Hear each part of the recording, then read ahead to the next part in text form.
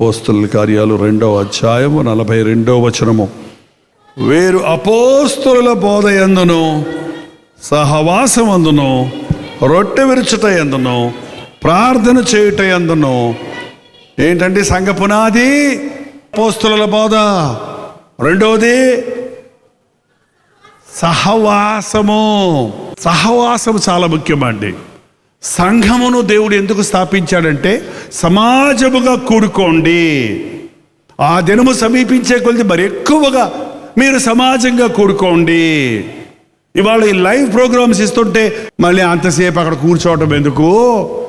అదేదో మనం ఇంట్లోనే లైవ్లో అక్కడ వాక్యం వినేస్తే సరిపోద్ది కదా. వాక్యం వినటం మంచిదే, కానీ సహవాసం ఎక్కడ దొరుకుద్ది? సహవాసం అంటే మనం ఇలా కూర్చున్నప్పుడు ఇక్కడున్న ఆ యొక్క దేవుని సన్నిధి, ఇక్కడున్న పరిశుద్ధాత్మని సంచారం, ఇక్కడున్న ప్రసన్నత, ఆయన నామంలో మనం కూడి వచ్చినప్పుడు ఆయన మన మధ్యలో సంచరిస్తున్నాడు.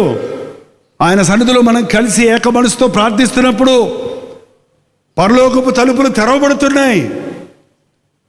సహవాసం చాలా ప్రాముఖ్యమైంది. ఇవాళ మనిషితో మాట్లాడుకోవడానికి టైం లేదండి. భార్యాభర్తలు కూడా ఒకరితో ఒకరు మాట్లాడుకోరు. మన ఎవరో ఒక పిక్చర్ పంపించారు, కొన్ని పిక్చర్స్.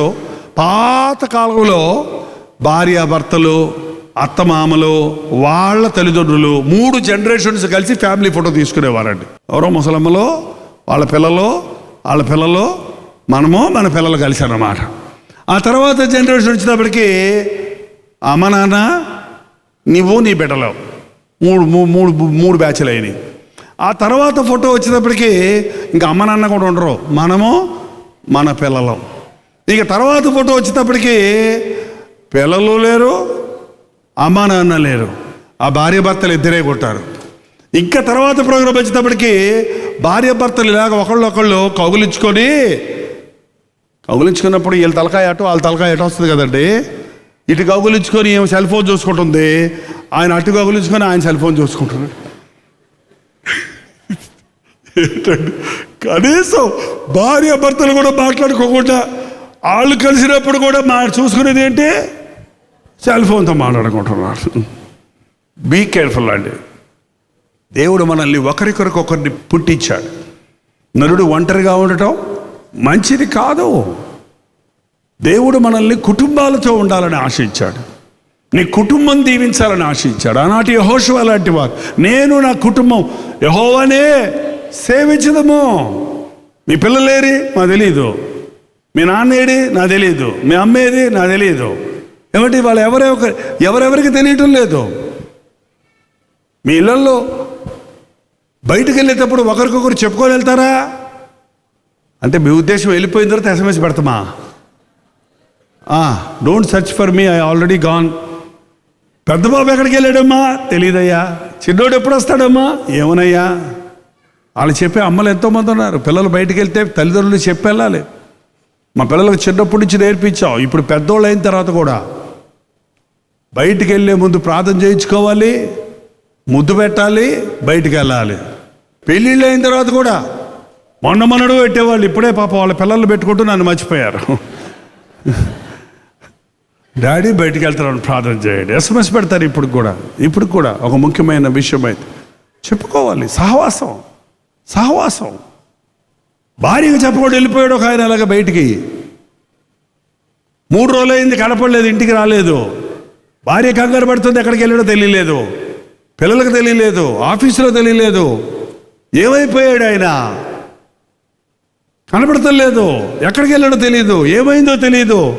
3వ రోజుకు తెలిసింది, ఆయన చంపేసి బయటపడేశారండి. ఏంటండి, ఆ ఆఫీస్ డబ్బులు తీసుకెళ్తుంటే ఆ డబ్బుల కోసం డ్రైవరే చంపేసి పడేశాడు. 3 రోజుల దాకా సంగతి తెలియలేదు. ముందే చెప్పెళ్ళుంటే, ముందే సెల్ నెంబర్ ఇచ్చుంటే, ముందే లేకపోతే పలానా చోటకి వెళ్తున్నానని చెప్పెళ్ళుంటే వెనకాల పడి ఉండేవారు, రాకపోతే పట్టుకొని ఉండేవారు, ఎక్కడున్నారో దొరికి ఉండేవాడేమో. చెప్పండి, అపాయం తప్పించుకుంటూ బయటికి వెళ్ళేటప్పుడు చెప్పాలి, ఇంటికి వచ్చినప్పుడు చెప్పాలి.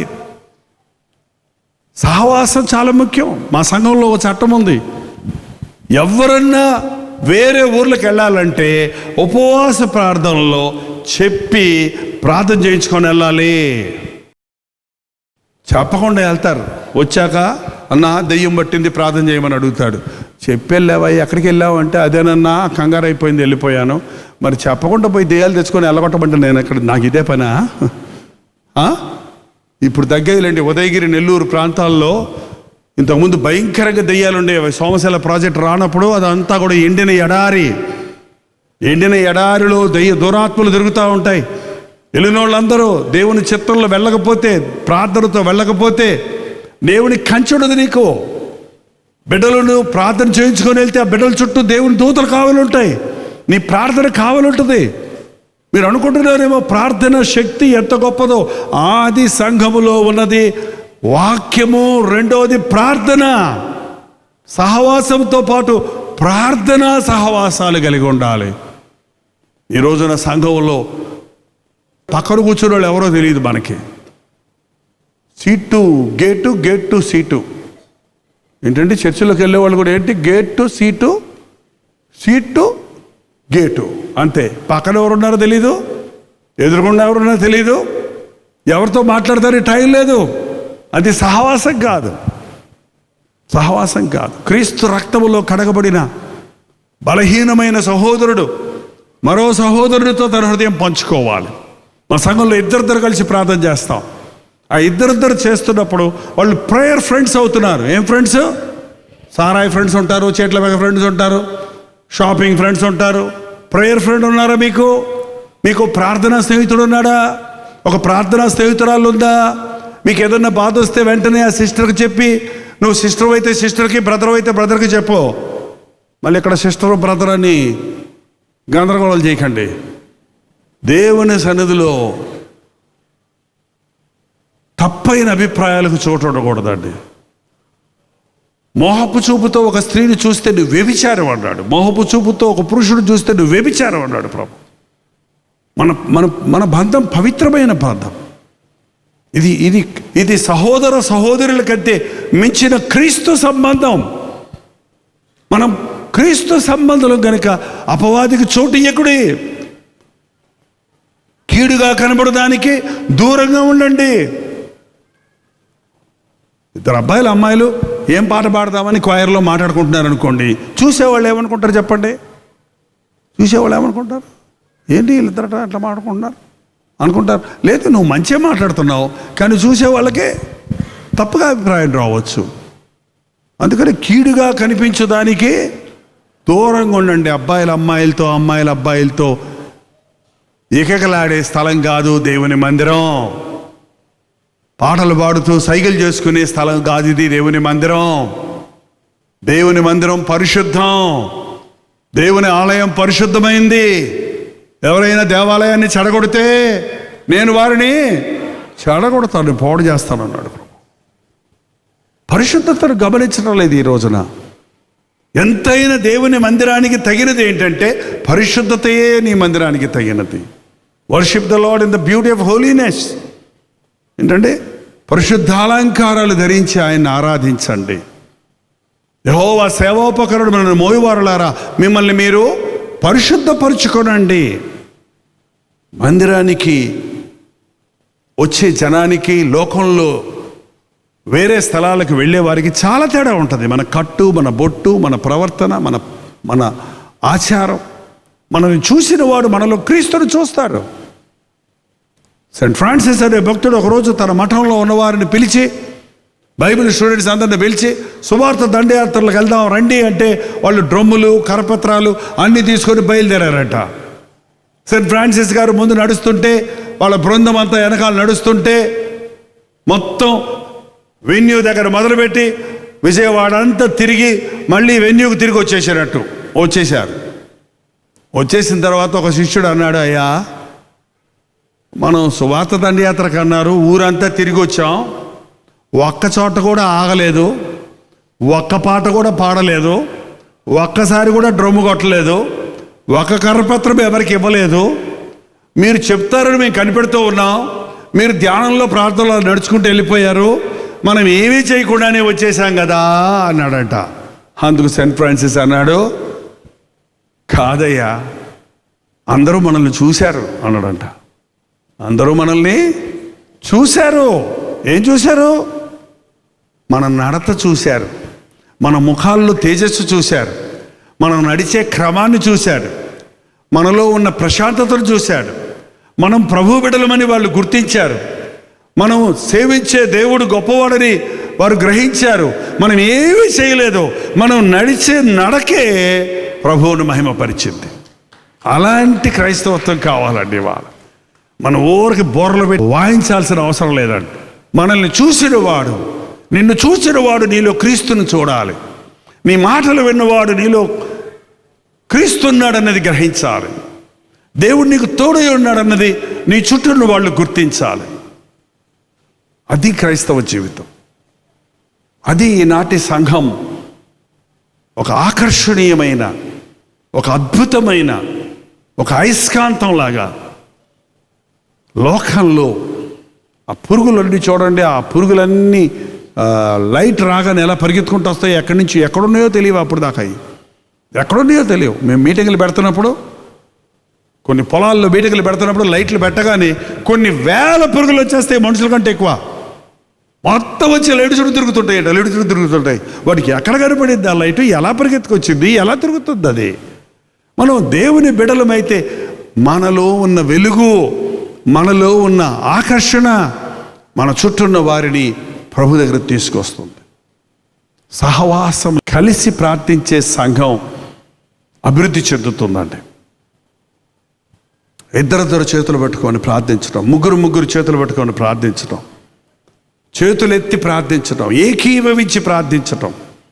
ఇద్దరు ముగ్గురు నామములు ఏకీభవిస్తే మీరు ఏది బంధిస్తారో అది బంధించబడద్ది, ఏది విడిపిస్తారో అది విడిపించబడద్దు అన్నాడు. భార్యాభర్తలు ఇద్దరు కలిసి ప్రార్థన చేస్తే అద్భుతాలు జరుగుతాయి. అసలు మీ ఇంట్లో భార్యాభర్తలు బిడ్డలు కలిసి ప్రార్థిస్తే మీ కుటుంబంలో ప్రతి సాతాను శక్తుల నుంచి విడిపించబడతారు, అభివృద్ధిని, ఆశీర్వాదాన్ని చూడగలుగుతారు. సంఘం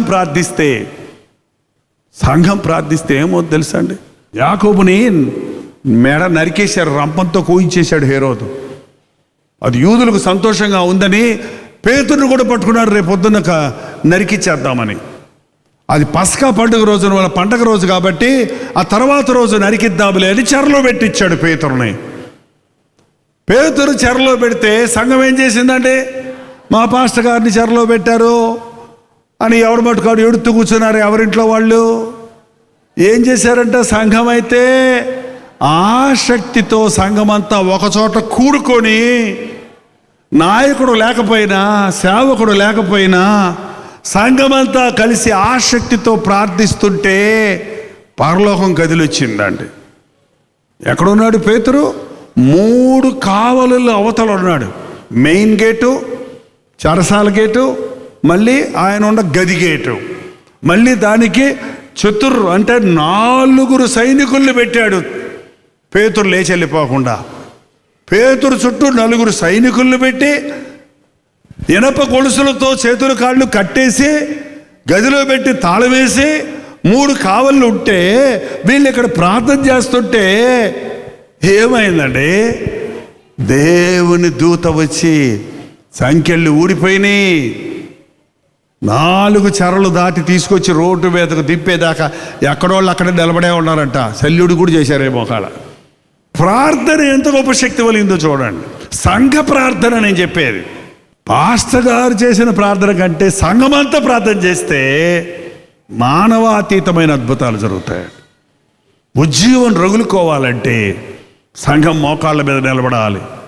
ఒక్కడి ద్వారా కాదు, ఇది ఒక్క మనిషి కాదు. పాత నిబంధనలో దేవుడు ఒక్కడిని కోరుకునేవాడు, ఒక నాయకుడిని కోరుకునేవాడు. ఒక మోషేని కోరుకున్నాడు, ఒక యెహోషువను కోరుకున్నాడు, ఒక వ్యక్తిని కోరుకొని నడిపించాడు. కొత్త నిబంధనలోకి వచ్చేటప్పటికి ఒక్కడు కాదు దేవుడికి కావాల్సింది, ప్రతి ఒక్కడు కావాలి ఆయనకి.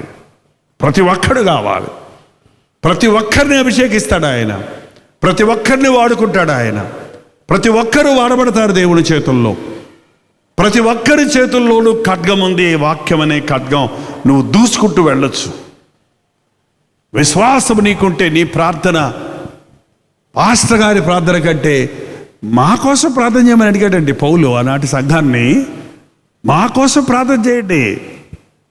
ఈరోజు మా కోసం ప్రార్థన చేయండి సంఘం సేవకుని అడుగుతుంది, కానీ సేవకులు సంఘాన్ని అడగరేంటి? మాకు అక్కర్లేదా ప్రార్థన? మేము దేవదూతలు, మన రెక్కలే ఉన్నాయి.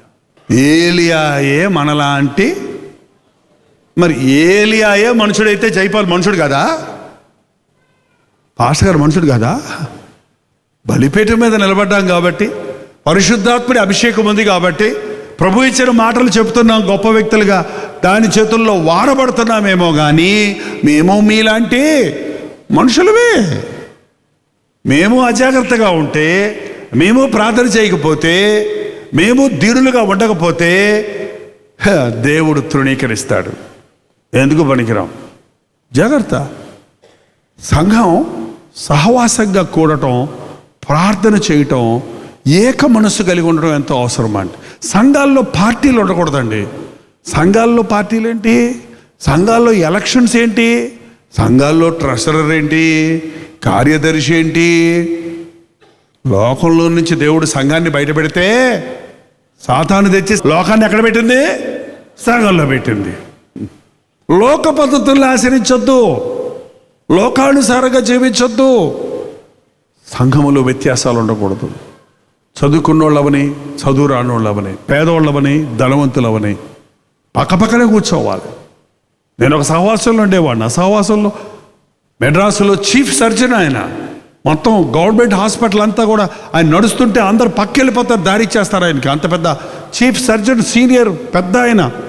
కానీ చర్చిలోకి వచ్చినప్పుడు ఆయన ఆ వార్డ్ బాయ్, ఆయన దగ్గర ఆ వార్డ్ బాయ్లో పనిచేసి ఆ వార్డ్ బాయ్ కూడా వచ్చి పక్కపక్కన కూర్చుంటారు ఈ చీఫ్ సర్జన్ గారు, వార్డ్ బాయ్ గారు. ఏంటండి, నువ్వు ఎక్కడైనా నువ్వు ఎంత గొప్ప దేవుని సన్నిధికి వచ్చినప్పుడు మనం అందరం ఆయన బిడ్డలమే. కానీ ఒకరు ఉంగరం పెట్టుకొని వస్తే, ఒకడు మంచి వస్త్రాలు వేసుకొస్తే నువ్వు ఇక్కడ వచ్చి కూర్చో, పైకి వచ్చి కూర్చో, ఒకడు అడుక్కునేవాడు వస్తే నువ్వు పోయి అమ్మలో కూర్చో అని అనొద్దు అని యాకోబు చెప్పాడు ఆ రోజు సంఘానికి. ఈరోజు సంఘాల్లో అదే పరిస్థితి. ప్రసంగం జరుగుతుండగానే ఎవరైనా వచ్చారనుకో, అయ్యగారు ప్రసంగం ఆపేస్తారు. ఎమ్మెల్యే గారు వచ్చారు, అయ్యగారు రండి, అయ్యగారు రండి, అయ్యగారు ఆయన చాలు ఒక అప్పాలి, ఆయన పూలదండ వేయాలి. ఆయనేమో 4 మాటలు చెప్తాడంట. మళ్ళీ అవును మీరందరూ మంచిగా ఉండండి, మనం అందరం మంచిగా ఉందాము, మంచిగా ఉందాం, మంచిగా ఉండండి, మంచిగా ఉందాం, మంచిగా ఉండండి. వస్తాను, నాకు టైం అయింది, చాలా ముఖ్యమైన పని ఉందని వెళ్ళిపోతాడు ఆయన. ఆయన కోసం మొత్తం ఆపేయాలి. వాక్యం ఏంటండి? కాపురంలో పల్లెటూరులో సేవ చేసేవాడిని. ఇప్పుడు చర్చి కట్టాం, చిన్న చర్చి ఉండింది అప్పుడు, అక్కడ ఉంది, ఇప్పటికీ ఉంది. మరో సోదరికి అప్పచెప్పాను, ఇంకో పాస్టర్ గారికి. నేను ఎక్కడ చర్చలు స్థాపించినా ఎవరికైనా అప్పచెప్పేస్తాను. మరో పాస్టర్ గారికి, మా దగ్గర ఉన్న బైబిల్ స్టూడెంట్స్కి అప్పచెప్పా. వాళ్ళు ఇష్టం వచ్చినట్టు వాళ్ళకి దేవుడు నడిపించినట్టు వాళ్ళు సేవ చేసుకుంటారు. నేను అజమాయిషి చేయను, నాకు అది ఇష్టం లేదు. సంస్థగా నడిపించడం వాళ్ళే ప్రభువుకు చెప్పుకుంటారు లెక్క. నాకు పని చాలా ఉంది. నేను పోగు చేసుకోవడానికి టైం కాదు ఇప్పుడు. నేను చేయాల్సింది చాలా ఉంది. వెనక్కి తిరిగి చూసుకోవడానికి టైం లేదు ఇప్పుడు. ఇక మీటింగ్ సీరియస్ ఎదుట ఒక ఆమె వచ్చేదండి. నేరుగా వచ్చి కానుక పెట్టిలో కానుకేసేసి ఓ దండం పెట్టేసుకొని మళ్ళీ నేరుగా వెళ్ళిపోయేది. సరే ఒకరోజు తెలియదు లేని ఊరుకున్నా. రెండోసారి మళ్ళీ అలాగే వచ్చింది. అమ్మా అక్కడే ఆగమ్మా, నీ కానుక వద్దమ్మా, నువ్వు కూర్చొని వాక్యం వినమ్మా, మీటింగ్ అయిన తర్వాత కానుకెద్దు కానీ అని చెప్తే ఇంక రాలా. అనవసరం కానుకలు పోయినాయి కదా. అయ్యయ్యా పోయింది కానుక. సంఘంలో కానుకేయటానికి కాదు మనం వచ్చేది, వాక్యం వినటానికి వస్తున్నాం. కానుకల కోసం కాదు సేవకుడు వచ్చేది, వాక్యాన్ని విభజించడానికి వస్తున్నాం. నువ్వు ఎంత ప్రాముఖ్యమైన వ్యక్తి అయినా సహవాసం ఉండాలి, దేవుని బిడ్డలతో కలుసుకోవాలి. మా సంఘంలో చెన్నైలో మీటింగ్ అయిపోయిన తర్వాత కూడా పొమ్మన్నా పోరండి మనుషులు. అది పెద్ద గొడవ. పొమ్మన్నా పోరు. మళ్ళీ వాళ్ళు మాట్లాడుకుంటారు, మళ్ళీ క్వైర్ ప్రాక్టీస్ చేస్తారు, మళ్ళీ పాస్టర్లు అందరూ, సంఘ పెద్దలందరూ కలిసి ప్రార్థన చేస్తారు, మళ్ళీ స్త్రీలందరూ కలిసి ప్రార్థన చేస్తారు, మళ్ళీ నా దగ్గరకు వచ్చి ప్రార్థన చేయించుకుంటారు. అంతా గలగలగలగలగల ఉంటుంది. అక్కడే 2:30, 3 అయినా కూడా ఆకలేదే వెళ్ళరేంటి ఇంటికి. అధ్యానం అర్ధరాత్రి 1 గంట అయినా 2 అయినా ఉపవాస ప్రార్థన అయ్యాక వెళ్ళరే. మళ్ళీ వెళ్ళబుద్ది ఏదో. ఇంట్లో ఏముంది? ఆ పాత ఫ్యాను, ఆ పాత మంచం, ఆ పాత పల్ల, ఆ పాత కూర, ఆ పాత డేక్ష, మళ్ళీ అదే గోల, ఇంటి గోల. దేవుని సన్నిధిలో సంతోషం, దేవుని బిడ్డలతో సంతోషం, సహవాసం. లేచరబడండి, ప్రార్థన చేద్దాం. పరిశుద్ధుడా, ఈ రాత్రి మాతో మాట్లాడు. మాకు నిజమైన క్రైస్తవ జీవితాలు దయచేయి, ఉజ్జీవాన్ని దయచేయి నాయన. నోరు తెరిచి ప్రార్థన చేద్దాం. బాధ చెప్పుకో ప్రభుతో, శ్రమ మొరపెట్టు దేవునికి, కొరత అడుగు ప్రభువుని. నాకు అసాధ్యమైంది ఏది లేదన్న ప్రభు, నువ్వు అడిగితే ఇవ్వడానికి సిద్ధంగా ఉన్నాడు. నాకు మొర్రపెట్టు, నేను ఉత్తరమిస్తానన్నాడు. మనుషులను అడుగుతున్నావు కానీ దేవుణ్ణి అడగటంలా. నాకు ఒక గర్భఫలం కావాలయ్యా, నా బిడ్డల వివాహం జరగాలయ్యా, నా ఇంటిలో సమాధానం కావాలయ్యా, నాకు ఉద్యోగం కావాలయ్యా, నాకు ఇల్లు కావాలయ్యా, నా సమస్యలకు తీరాలయ్యా, నా పక్షంలో ఉండి నాకు న్యాయం చేయయ్యా. నాకు అన్యాయం జరిగిందయ్యా, నన్ను మోసం చేశారయ్యా, నన్ను దగా చేశారయ్యా, నేను నమ్మిన వారు నన్ను వదిలిపెట్టారయ్యా. నన్ను విడవని యేసయ్యా నాకు సహాయం చేయి. నన్ను ప్రేమించిన ప్రభువా, నీ చేయి చాపి నన్ను దర్శించు అని నీవు అడిగితే చాలా అద్భుతాలు జరుగుతాయి. ఇప్పుడే ఇక్కడే ఆయన హస్తము చాపి ఉన్నాడు. నిన్ను నిన్ను నిన్ను ముట్టాలని, నిన్ను స్వస్థపరచాలని. ఏ దిగులుతో, ఏ బాధతో, ఏ అవసరతతో ఆయన సన్నిధికి నీ వచ్చావో అది తీర్చబడినట్లుగా, నీ సమస్యకు పరిష్కారాలు కలిగినట్లుగా ఆయన ఆవరణలో మనందరం ఏకంగా కూడి ప్రార్థిస్తున్నప్పుడు సంఖ్యలు ఊడిపోయినాయి. ఈ సమయంలో నిన్ను పట్టి పీడిస్తున్న సాతాను శక్తులను నాజరేయుడైన యేసుక్రీస్తు నామములో విడుదల చేయుచున్నాము. నీవు బంధించబడి ఉన్న చెరసాల తలుపులను ఈ రాత్రి ప్రభు అయిన యేసుక్రీస్తు నామములో తెరచున్నాము. ఆయన నామంలో మనం కూడి వచ్చినప్పుడు అద్భుతాలు జరిగించే ప్రభువు కొన్నాడు. మన రెండు చేతులు పైకెత్తి ప్రార్థిద్దాం. పరిశుద్ధుడా, ప్రేమగల తండ్రి, ఒక్కసారి మమ్మల్ని చూడు నాయన. నిర్జీవమైన భక్తిలోనికి మేము జారిపోకుండా, ఆచార భక్తిలోనికి మేము జారిపోకుండా తండ్రి, క్రైస్తవ పునాదులు చెడిపోతున్న ఈ దినాలలో, సంఘములో నిర్జీవ స్థితిని చూస్తున్న ఈ దినాలలో, బిలాము బోధలతో, యెజబేలు బోధలతో నిండిపోతున్నటువంటి ఈ దినాలలో, మొదటి ప్రేమను విడిచిపెట్టినటువంటి ఈ దినాలలో అయ్యా, మేము నమ్మకంగా ఉండడానికి సహాయం ఇచ్చేయము. స్మరణ సంఘము వలె మేము శ్రమల యందు నిలిచి ఉండడానికి సహాయం చేయము. దేవా, నీ సువార్తను ప్రకటించుటకు ఫిలదెల్ఫియా సంఘము వలె సువార్త పనిలో ముందుకు సాగుటకు సహాయం ఇచ్చేయి. కలిగిన దానిని గట్టిగా పట్టుకున్నటకు సహాయం ఇచ్చేయి. నీ బిడ్డలను చూడు నాయన, ఎక్కడెక్కడి నుంచి వచ్చారో వారిని హృదయ వాంఛలను తీర్చు నాయన. ఈ రోజుతో నీతో కనెక్ట్ అవ్వడానికి, నీతో సహవాసం చేయడానికి, నీతో నేరుగా మాట్లాడుకొని నిజ బోధకుడు ఎవడో, అబద్ధ బోధకుడు ఎవడో, యథార్థమైన వాక్యానుసారమైన సంఘమేదో కానిదేదో తెలుసుకోగలిగినట్లుగా, నష్టపోకుండా మోసపోకుండా నీ రాకడ కొరకు సిద్ధపడు సంఘముగా మమ్మల్ని తీర్చిదిద్దు నాయన. నీ నామంలో విశ్వాసముంచి, నీ శిలువ యాగమును అంగీకరించి నీ సాక్షులుగా ఈ లోకంలో ప్రజ్వలించుటకు నా ఒక్కొక్కరికి నీ సహాయము చేయమని యేసుక్రీస్తు నామములో అడుగుచున్నాము తండ్రి. ఆమేన్, ఆమేన్, ఆమేన్.